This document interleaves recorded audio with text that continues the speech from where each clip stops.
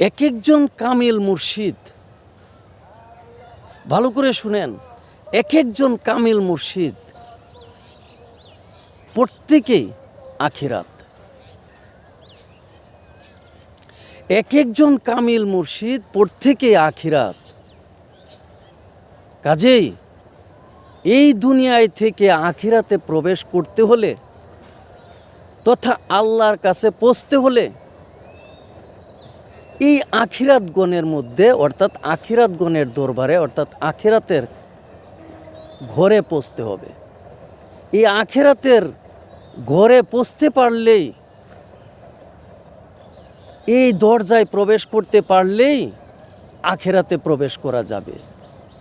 আর আখিরাতে প্রবেশ করতে পারলেই আল্লাহ প্রাপ্তি হওয়া যাবে, আল্লাহর দর্শন লাভ করা যাবে।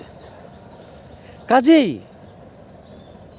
দুনিয়া নামক যে ব্যাপারটা, এই দুনিয়ার ব্যাপারের মধ্যে সারাক্ষণ আল্লাহ আল্লাহ করলে, আল্লাহকে খুঁজলে আল্লাহকে পাওয়া যাবে না, আল্লাহর দর্শন কখনোই মিলবে না।